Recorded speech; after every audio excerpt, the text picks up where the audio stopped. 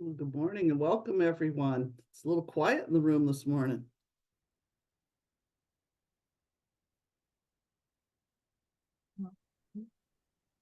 It's morning. Good morning.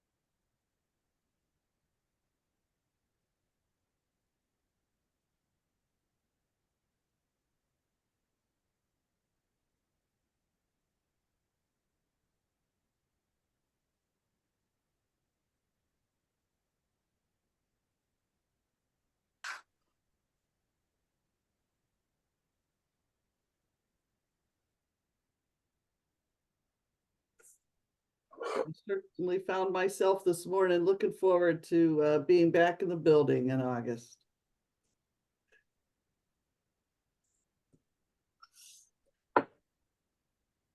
Oh, you were muted. Or even on the 27th of July. That's right. I was just there last night. We had a really nice potluck. Oh, good. Yeah. Mhm. A lot of young people showed up last night, so it was nice. Oh, wonderful. Mhm.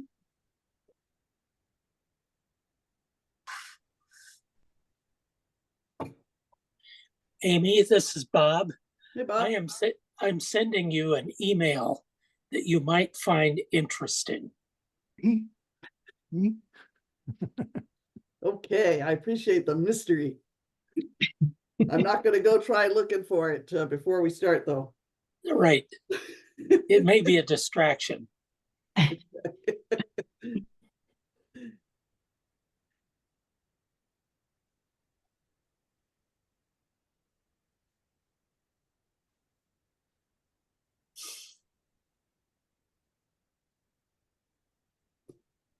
Oh, Sam, I should tell you that Kenny did defend his dissertation successfully this Oh, morning. excellent, excellent. So I got that text message. I'm Dr. Slagle now. Yeah, right. We always knew he. Dr. Slagle with the big hair. Yeah, now it's like long curly hair. He's like full on grad student beard and everything. Wow. Wow. We always knew he'd do something great. Thanks. Yeah.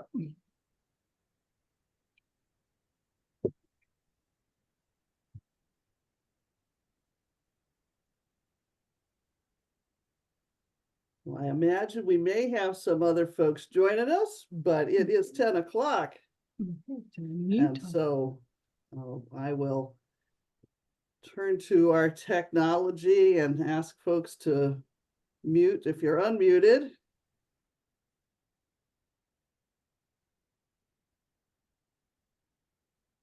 We will start our service today.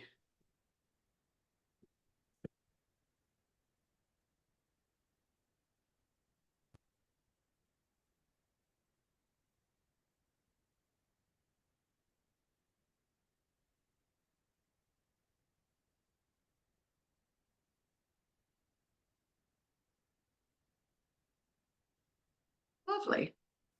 Well, good morning and welcome. My name is Robin Sin, and I serve on the Sunday Services Committee here at the Fellowship. I want to thank you all for being here in Zoom today and extend a special welcome to any visitors. If you would like more information about the Fellowship, please visit our uufames.org website and be sure to sign the virtual guest book. We do invite you to stay after the service. You can grab something to drink and we'll keep the Zoom meeting open so you can introduce yourself and join in conversation with kindred spirits. On behalf of this caring, nurturing congregation, I welcome each and every one of you to this sacred space. Here we invite you into an experience of transformation, hope, renewal, and connection, which may inspire you to understand and engage with life in new ways. Thank you for joining us today. Thank you, Robin. I'm Amy Slagle. I also serve on our Sunday Services Committee. Today's chalice lighting is one of my favorites. It's from Edward Everett Hale. I am only one, but still I am one. I cannot do everything, but still I can do something. And because I cannot do everything, I will not refuse to do the something that I can do.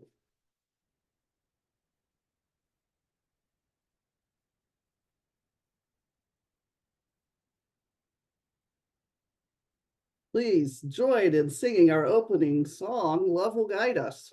The words will be on the screen, and I chose this version so that you could sing harmony if you like.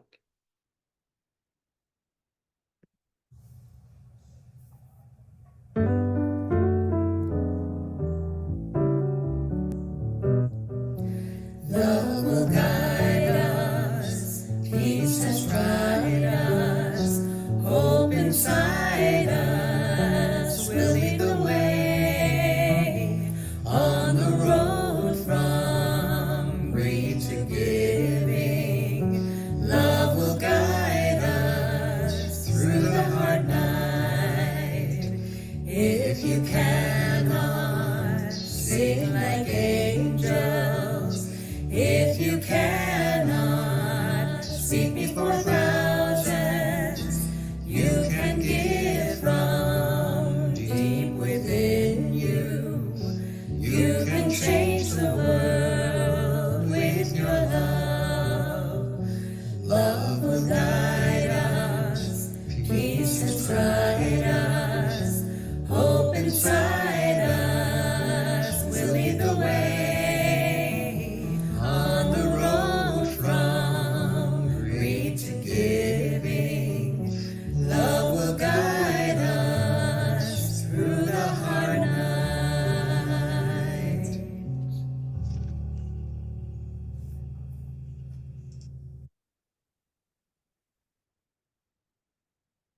Our service is a little bit flipped. Today, we're going to have the reflection pretty much at the beginning, and we'll move on to other activities in the second half of the service. As I entered into work on the service, I realized that I think I've always believed that voting matters. I'm even wearing my, nerdy shirt from Schoolhouse Rock that I've had for many years. I have clear memories of participating in the presidential primary vote in Ohio when I was 17 years old. Yep, 17, because in Ohio at the time, if you would be eligible to vote in the general election, they let you vote in the primary. However, I wasn't allowed to vote on any other matter on that same ballot, and they had no way to accommodate me. There was no booth set up with the option to vote on the presidential primary ballot only. So I caused them quite a problem as I showed up at the polls my very first time. Eventually, the solution the poll workers came up with was to let me into the voting booth. It was one of those whole booths with a curtain and a lever that opens and closes the curtain. And they said I could cast my vote, but before pulling the lever that would open the curtain that would trigger the counting of my vote, the poll worker needed to come in and check and make sure that I had not voted on anything but the primary. It was a rather messy, yet memorable beginning to my career as a voter. During my undergrad and grad studies, I became inspired by the American women leaders of the 19th century who launched the women's suffrage movement in the United States.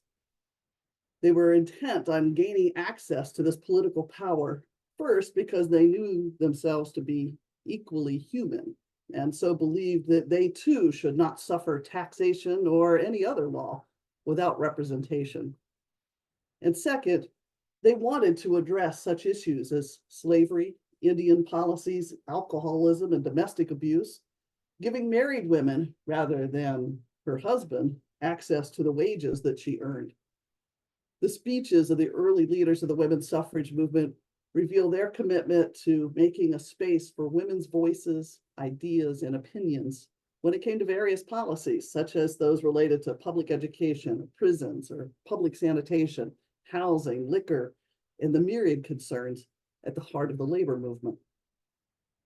I became fascinated by the challenges that face social movements, as well as the persistence and creativity of these leaders.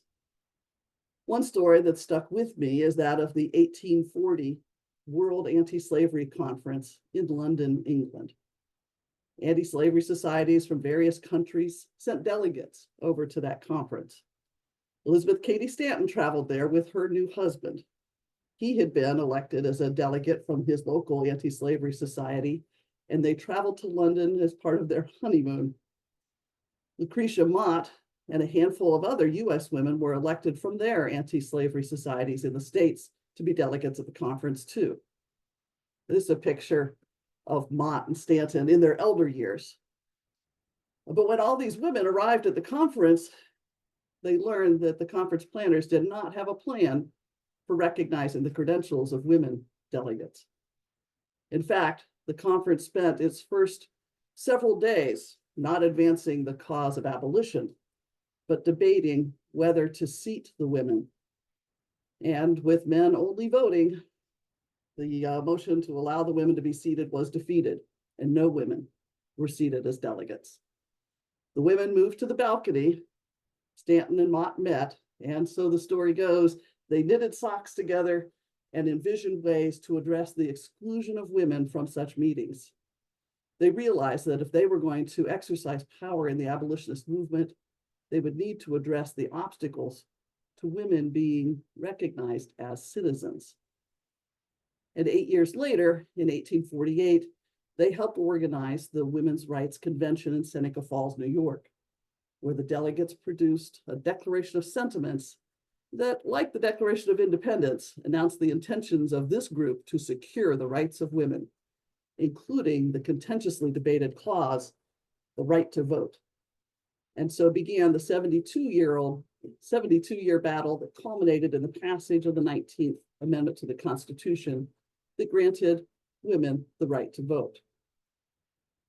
The courage and persistence of these women continues to inspire many, and some feel a special obligation to vote when they learn more about the details. And of course, the more historians examine the history of the fight for women's suffrage, the more we learn about those critical moments in time where an opportunity to move closer to justice was grasped, and also those moments where the possibility of more justice was squandered. The roads we've taken on this journey to a more just world are filled with joy and pain. Consider again the fundamental irony of a justice-seeking movement like the World's Anti-Slavery Society in 1840, refusing to seat duly elected delegates. But there were also moments of hope at that very same conference. For example, due to an issue with his transatlantic crossing, William Lloyd Garrison, the famous anti-slavery writer and publisher, this is a picture of William Lloyd Garrison, his boat made him late to the conference. Those attending the conference were eager to have him arrive because Garrison was a firebrand. He was a radical abolitionist and publisher of an influential anti-slavery newspaper. In fact, some of you might have heard of Garrison because some years later, he would famously give a speech where he burned a copy of the Fugitive Slave Law and also called the US Constitution a covenant with death and an agreement with hell. And he burned a copy of the US Constitution exclaiming, "So perish all compromises with tyranny." This is all to say that Garrison's presence was highly anticipated at the 1840 meeting. His energy and leadership would add greatly to the convention. But when he arrived and heard what the convention had done to the women, he refused to participate. Instead, he joined the women and a handful of other resisting men and sat in the balcony as an observer of the meetings. It's an intriguing story of early coalition building. Men, many of whom were abolition leaders, were also crucial to the success of the Women's Rights Convention in 1848. As is clear when you look at the signers of the Declaration in this memorial document on one of the anniversaries celebrating the Declaration of Sentiments. It's clear as you review the signers, and you can see that it was that Frederick Douglass's name is included here.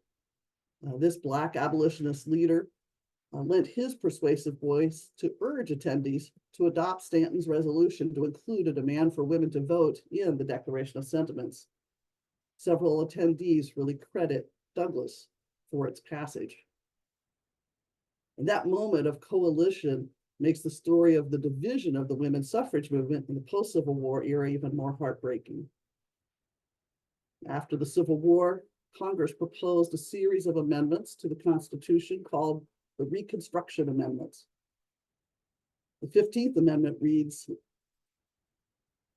"The right of citizens of the United States to vote shall not be denied or abridged by the United States or by any state on account of race, color, or previous condition of servitude." During the debates over this amendment, it became clear that the word sex was intentionally left out. Sex could continue to be used to restrict access to the right to vote. There were some women in the late 19th century who argued previous condition of servitude might apply to the lives of many women in their relation to their husbands in their homes, but that argument never gained any footing in our legal system. But during the national conversation about that amendment, the coalition that had been built between the abolition movement and the women's suffrage movement fractured. That coalition between Black male leaders and white women suffrage leaders became challenged, and the double jeopardy facing Black women leaders became nearly unmanageable. There were some women suffrage leaders who were glad to see any advance in voting rights as a win, and they supported the 15th Amendment enthusiastically, while other leaders used racist and classist arguments against this amendment that would extend the vote to all Black men and not to educated white women. The legacy of those arguments have echoed through the years that followed. Voting rights gained for Black men immediately after the passage of the amendment were, within a few years, eroded by violence, as well as by state laws that made it nearly impossible for Black men to vote in large parts of the country. And after the 19th Amendment enfranchising women was passed, Black women faced the same obstacles to their exercise of the right to vote in many states. So my studies taught me a great deal about social movements and their interdependence, and the fact that progress is not inevitable.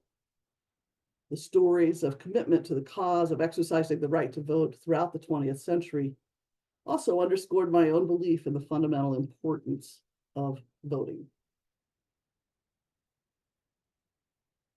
Today, we won't dig into details of the civil rights movement that culminated in the 20th century, that culminated in the passage of the Voting Rights Act of 1965.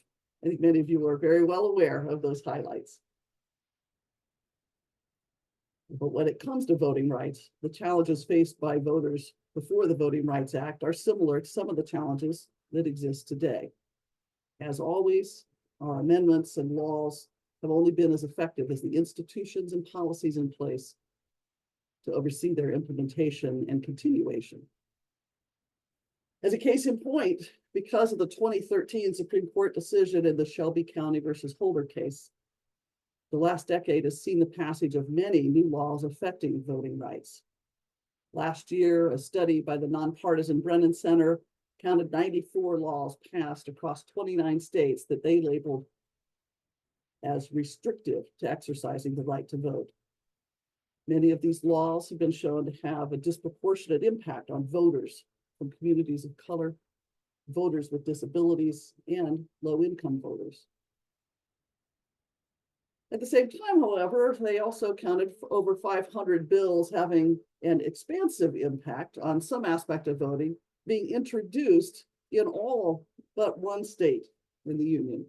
So 49 states had conversations with discussing expanding rights to vote.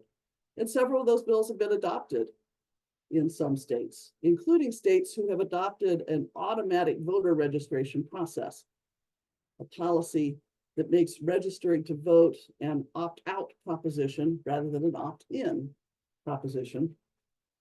Under these policies, eligible voters who interact with a state agency, for example, the Department of Motor Vehicles, are automatically registered to vote too, unless they ask to opt out. Or if they share a new address when they go to the DMV, their voting info will be updated and transmitted to election officials so that when they do show up to vote, they're on the right voter rolls for their new address. And many of you are aware that at the national level, the John R. Lewis Voting Rights Advancement Act has been introduced in the Senate in an effort to clarify and better protect the rights of voters. Well, how might you have a hand in supporting these policies that enhance the exercise of the right to vote? Living in Iowa, some of us asked, how can I make a difference? And that's where UU the Vote comes in. Launched online in January 2020, UU the Vote is a nonpartisan faith initiative that arose as one of the 4 priorities in the UUA's Side with Love program. UU the Vote calls UUs across the United States to grow our skills, ground ourselves spiritually and politically, and work to achieve justice in solidarity with movements led by the most impacted people. Its goal is to support congregations and to activate thousands of Unitarian Universalists to rally around key ballot initiatives and mobilize for electoral justice at the local, state, and national levels.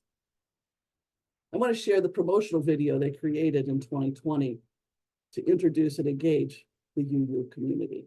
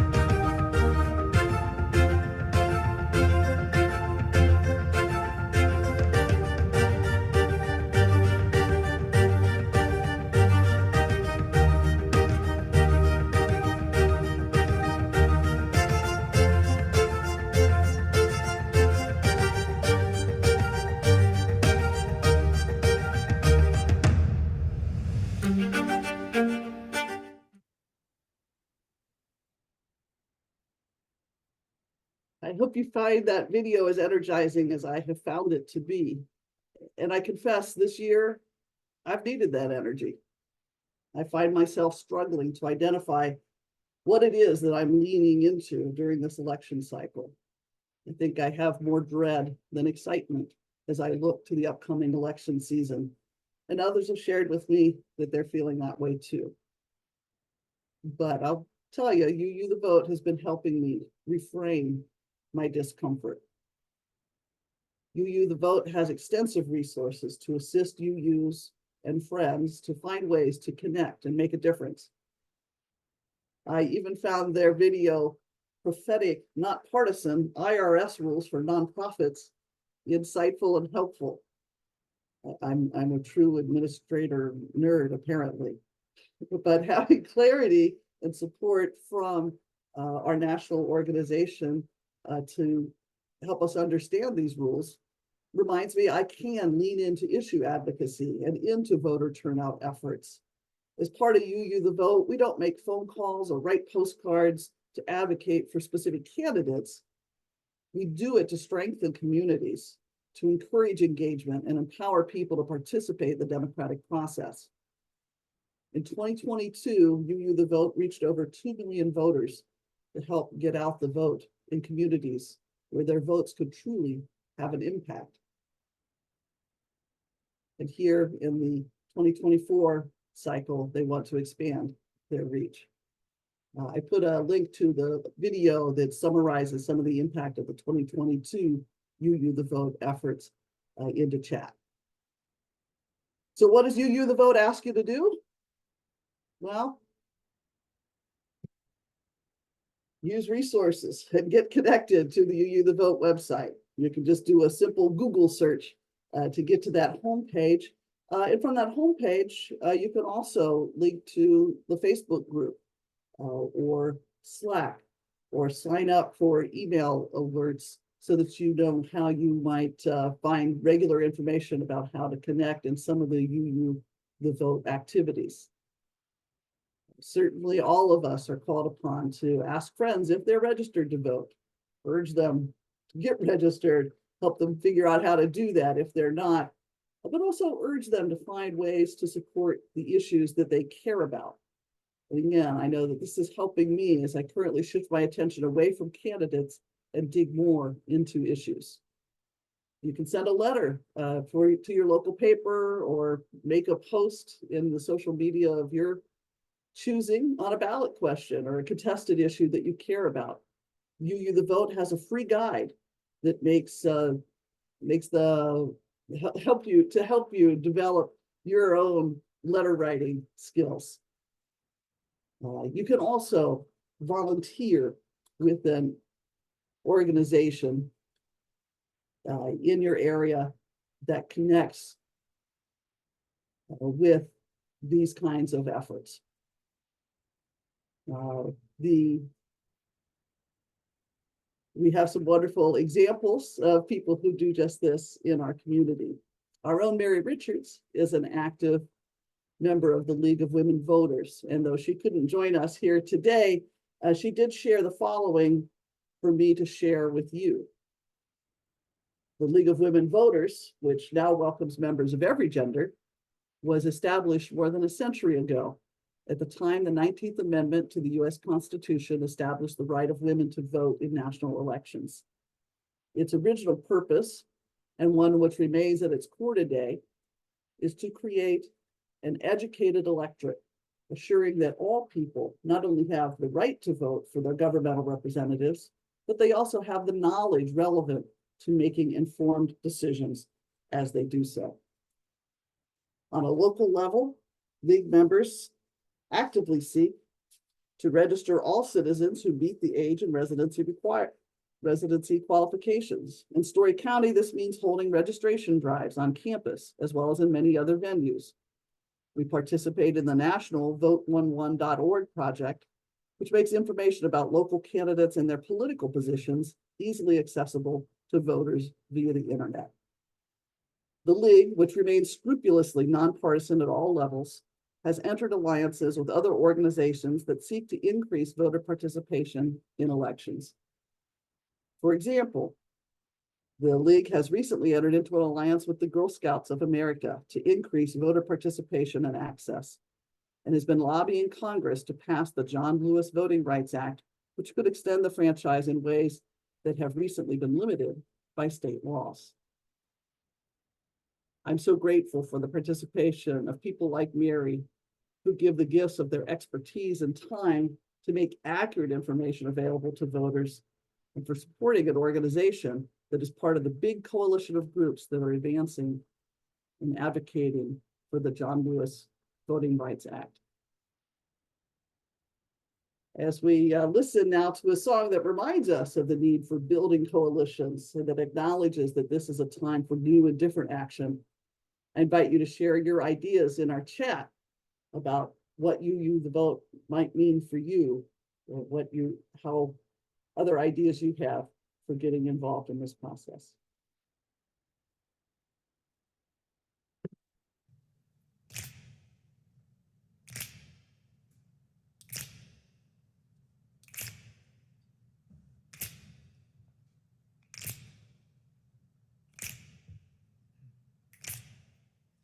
We shall be known by the company we keep, by the ones who circle round to tend these vibes.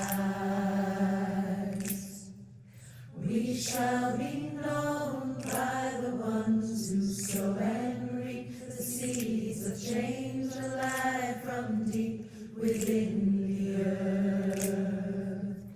It is time now. It is time now that we thrive. It is time we lead ourselves into the well. It is time now, and what a time to be alive. In this great turning we shall learn to lead in love. In this great turning we shall learn to lead in love.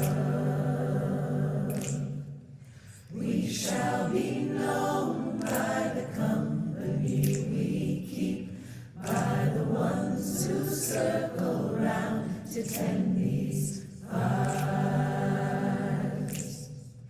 We shall be known by the ones who sow and reap the seeds of change alive from deep within the earth.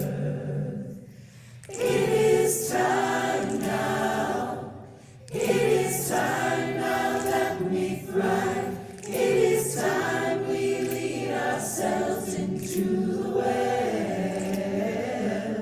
It is time now, and what a time to be alive. In this great turning we shall learn to lead in love. In this great turning we shall learn to lead in love. In this great turning we shall learn to lead in love. In this great turning we shall learn to lead in love.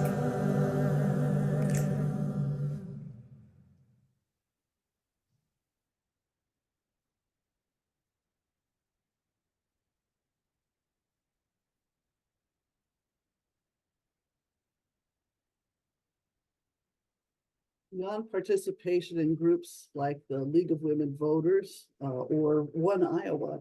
I'm sure that Terry Lowen would be happy to connect you to the work of that organization too. You might also consider attending or encouraging someone, you know to run for office. I've asked Dr. Carrie Ann Johnson, who has visited the fellowship multiple times over the past few years and works at the ISU Center that hosts a Ready to Run event each spring, to say a few words about the nonpartisan program they run to help people prepare to become candidates. Carrie Ann? Thank you, Amy. Hi, everyone. Thanks for inviting me to be here today. My name is Carrie Ann Johnson, and I'm the Associate Director at the Carrie Chapman Catt Center for Women in Politics. The center was founded in 1992 at Iowa State, and our purpose is to interest, educate, and engage people in the political process. I saw a couple of suggestions about students, and we also do a lot of student outreach. When I moved to Ames to get my PhD, I had to resign from my position on the school board in Utah, but political involvement was still high on my priority list. To quench that thirst, I first got involved in the Ready to Run program as a participant in 2017. Not long after that, I began my work at the Catt Center and have enjoyed helping others get involved in the political process. The center is named after Carrie Chapman Catt. She's alumna of Iowa State and a leader of the women's suffrage movement, along with many of the people that Amy talked about earlier today.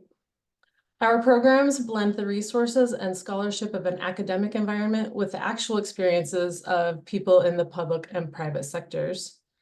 In an effort to increase the number of women elected and appointed to political office, the Catt Center has offered the Ready to Run Iowa program every year since 2007. It is a nonpartisan program that focuses on issues that are faced by women who enter politics, but the workshops are open to everyone.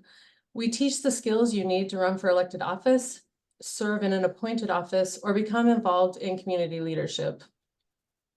In order to reach more Iowans, the first two workshops are held virtually and the final day of workshops are hands-on, so they're held in person at Iowa State at Raymond Gardens. It's very beautiful.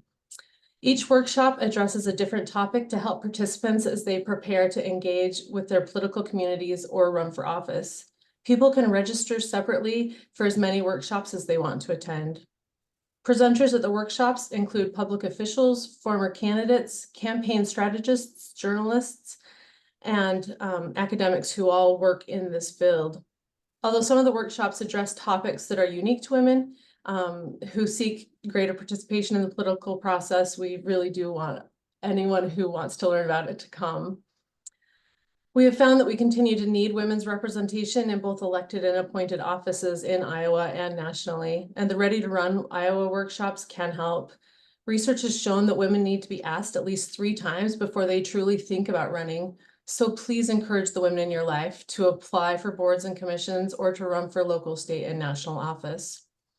I would love to talk to any of you more about this.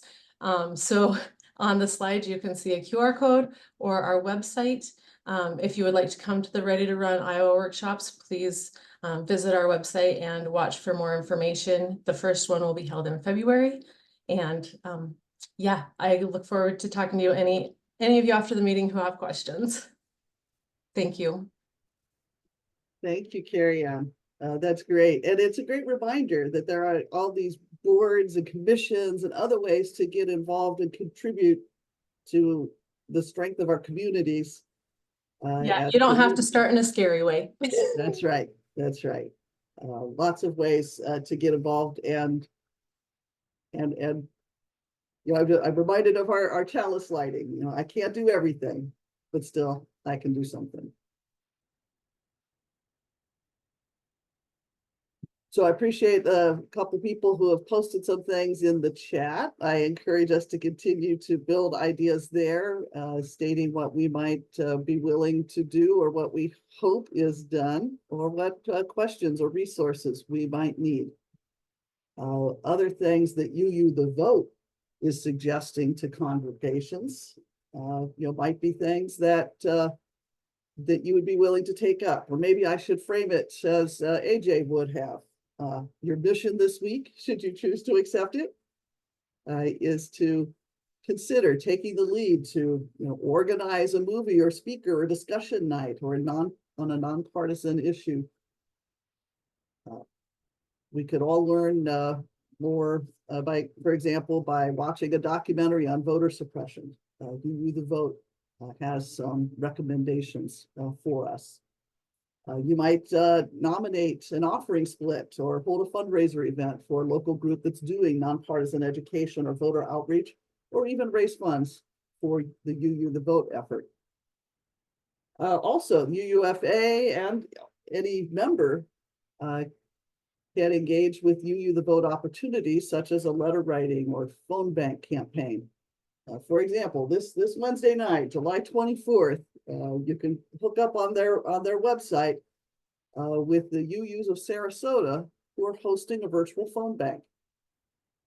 The posting says you can join that Unitarian Universalist group of Sarasota and the Yes on 4 organization in Florida for their July hybrid phone bank session, where you connect with voters via phone calls and invite them to take action and support Yes on 4 this election cycle. They say that no experience is necessary and they'll provide the training and support you while you make the calls. They invite UUs from around the country to help them grow their movement to limit government interference with abortion. So they'll give you the background that you need to participate. But it's an interesting idea to use UU connections to help make an impact in a place where there's a policy position that we want to urge people to make their opinions known about. And finally, we can engage in leadership and skill development. Side with Love has a whole range of training videos and resources that can help us grow stronger teams and improved organizing skills. They call it the Skill Up series. And there's a series of videos there that many of you could find helpful. There really is help out there for us to become better and more effective at having the impact we hope to have. Here in the month of July, our offertory beneficiary is linked to all of these good efforts. It's the UUs for Social Justice. UUSJ works to advance equitable national policies and actions aligned with UU values through engagement, education, and advocacy. And they're responsible for the Right Here, Right Now campaigns we've periodically done here at the fellowship that brings our letters directly to legislators in Washington. We'll get a link posted in the Zoom chat during the offertory song from Peter Meyer that will take you to the UUFA website where you can safely contribute to the UUSJ as our offertory recipient through our Square site.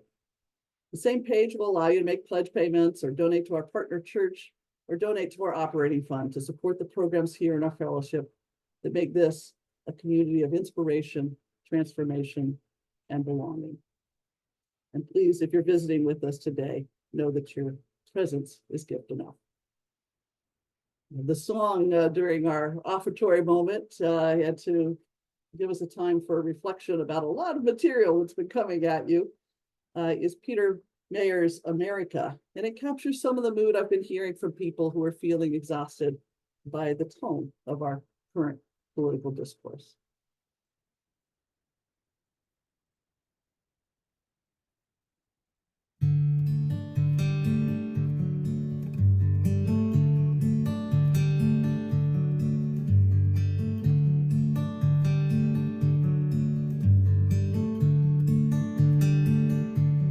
Wise Ben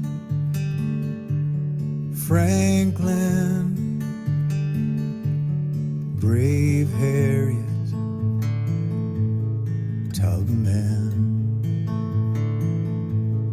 honest Abe Lincoln,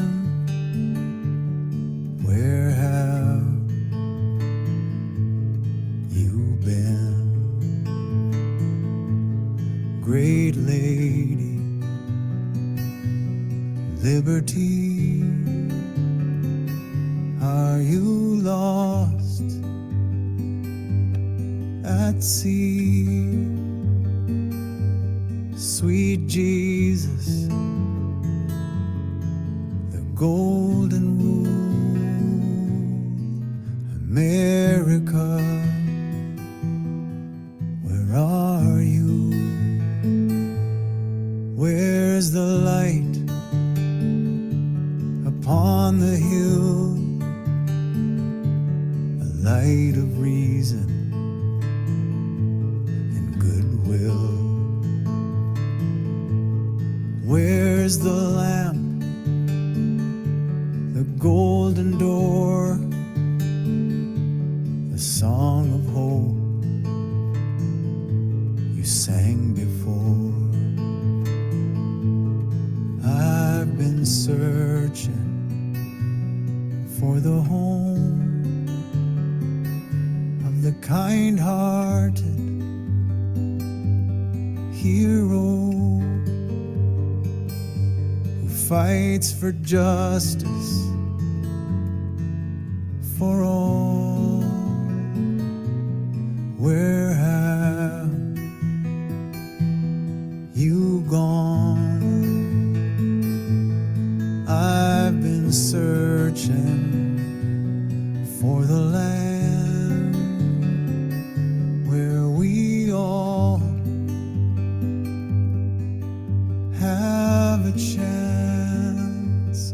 Land of welcome, brave and free, come back to me.